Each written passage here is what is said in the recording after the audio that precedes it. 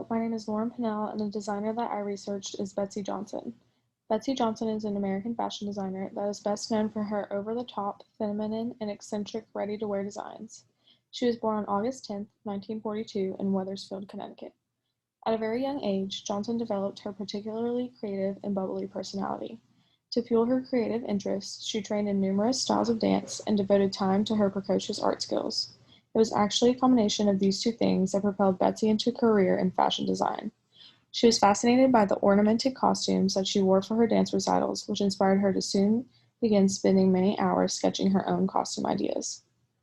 Later down the road, when Johnson graduated high school in 1960, she decided to chase her love for art and design by enrolling in the Pratt Institute in Brooklyn, New York. She finished her college education at Syracuse University, graduating in 1964. Almost immediately after graduating college, Johnson busted into the New York fashion industry by winning a position as student guest editor in a contest led by the renowned women's magazine Mademoiselle. She thrived so much in this position that they later offered her a job in the magazine's art department. Only 1 year later, in 1965, she scored a job at a new boutique called Paraphernalia.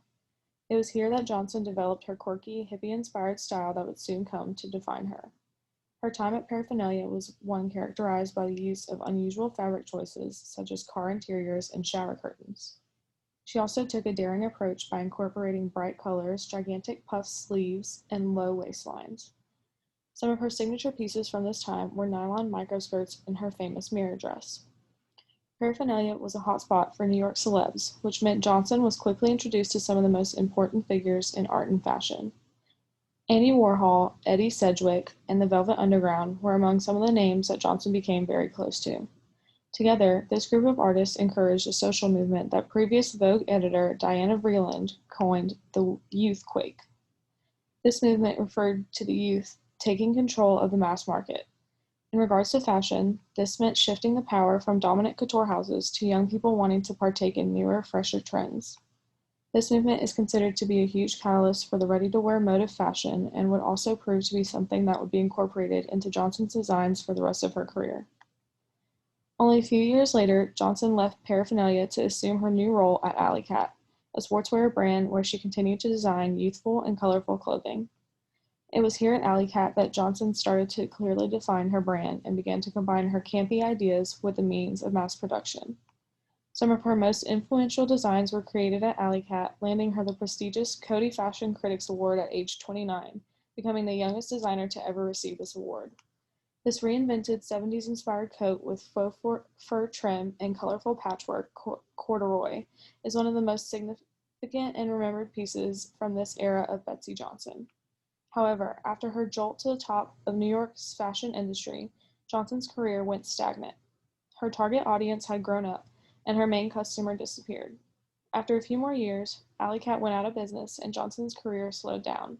She kept herself busy with freelance work, designing maternity and children's clothing. In 1968, things turned around for Johnson when the punk movement established dominance in the fashion industry. Johnson was able to create designs that were true to her signature colorful and patterned look while also playing on the punk trend. Some of her signature looks from her brand included tiered skirts, corsets, baby tees, and baby doll dresses. These specific Johnson's clothes became very popular with rock stars such as Cyndi Lauper and Debbie Harry. With growing popularity, she partnered with ex-model Chantel Bacon to open her first self-titled store in Soho. "Chantel keeps the books and I keep the looks," Johnson once said in an interview for Vogue. Her brand flourished and expanded to 65 stores worldwide. From here until the 2000s, the Betsey Johnson brand thrived. Consistently throughout her brand, we can see her childhood dance costume inspiration come to life. The silhouette of a small top and full skirt became a staple of Betsey Johnson's collection, like this one here from her 2003 Summer-Spring collection. It wasn't until 2012 that Johnson met her demise and filed for bankruptcy. Her work today is known as some of the most influential and acknowledged in the fashion industry. She won many fashion awards, such as the Timeless Talent Award in 1999, over her 5 decades in the fashion world, and continues to inspire fashion today. Her legacy today goes unmatched, as she set remarkable standards for high street fashion, bringing it to the everyday girl.